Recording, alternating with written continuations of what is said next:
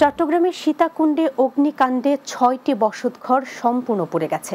বৃহস্পতিবার উপজেলার বারবকুণ্ড ইউনিয়নের মান্দারিটোলা গ্রামের আহমদ মোল্লার বাড়িতে এ অগ্নিকাণ্ডের ঘটনা ঘটে।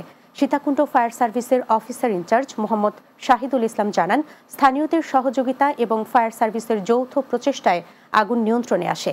স্থানীয় বাসিন্দা আহমদ মোল্লার ঘরে বিদ্যুতের শর্ট সার্কিট থেকে আগুনের সূত্রপাত হয়।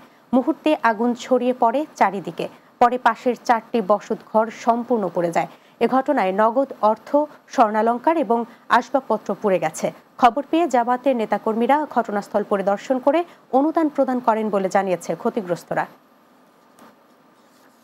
বিএনপি চেয়ারপারসন বেগম খালেদা জিয়ার ভাগ্নে অ্যাসোসিয়েশন অব ইঞ্জিনিয়ার্স বাংলাদেশ এর সাবেক মহাসচিব প্রকৌশলী শাহরিন ইসলাম চৌধুরী তুহিনকে গ্রেপ্তারের প্রতিবাদে মানববন্ধন কর্মসূচি অনুষ্ঠিত হয়েছে। চট্টগ্রাম নগরীর লালখান বাজার সংলগ্ন ইঞ্জিনিয়ার্স ইনস্টিটিউশনের সামনে প্রতিবাদ সমাবেশ ও মানববন্ধন কর্মসূচি অনুষ্ঠিত হয়। অ্যাব চট্টগ্রাম বিভাগের সভাপতি প্রকৌশলী সেলিম মোহাম্মদ জানে আলমের সভাপতিত্বে মানববন্ধনে উপস্থিত ছিলেন অ্যাবের সহসভাপতি ও আইইবি চট্টগ্রাম কেন্দ্রের ভাইস চেয়ারম্যান প্রকৌশলী মোহাম্মদ সাখাওয়াত হোসেন, অ্যাবের সিনিয়র সহ সভাপতি প্রকৌশলী খান মোহাম্মদ আমিনুর রহমান, অ্যাব নেতা প্রকৌশলী AKM মামুনুর বাশির সহ অনেকে।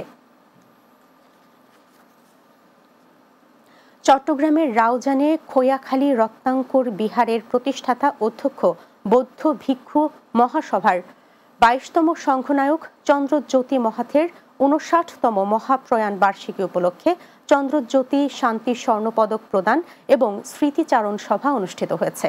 খোয়াখালী রত্নাঙ্কুর বিহারে বাংলাদেশ বৌদ্ধ ভিক্ষু মহাসভার উপসংঘনায়ক সদ্ধৈর্য রোশনী রতন শ্রী মহাথেরের সভাপতিত্বে প্রধান অতিথি ছিলেন বাংলাদেশ বৌদ্ধ ভিক্ষু মহাসভার সহ উপসংঘনায়ক শাসন তিলক সুনন্দ মহাথের।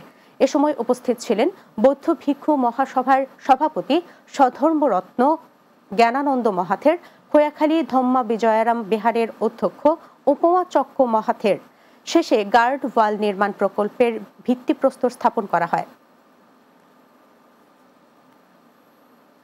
শেষ করব দিনের বাংলা। যাবার আগে শিরোনামগুলো জানিয়ে দিচ্ছি আরও একবার। দেশের স্বার্থে সব রাজনৈতিক দলের অবস্থান এক হওয়া উচিত, মন্তব্য তারেক রহমানের।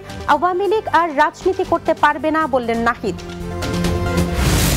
সরবরাহ না থাকার অজুহাতে প্রায় প্রতিদিনই বাড়ছে সবজির দাম, স্বস্তি ফিরেছে লাগামহীন চালের বাজারে। রামপুরা মগবাজার সহ রাজধানীর বাসাবাড়িতে গ্যাসের তীব্র সংকট, সরবরাহ ঘাটতির কারণে বিঘ্নিত হচ্ছে গ্রাহক সেবা, জানালেন কর্মকর্তারা। এবং পদ্মা মেঘনায় মাছ শিকারে নেমে কাঙ্ক্ষিত ইলিশের দেখা পাননি চাঁদপুরের জেলেরা, সরবরাহ কম থাকায় দাম আকাশচুম্বী।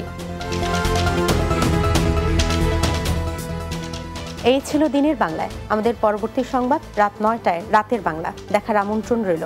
এতক্ষণ সঙ্গে থাকার জন্য ধন্যবাদ সবাইকে।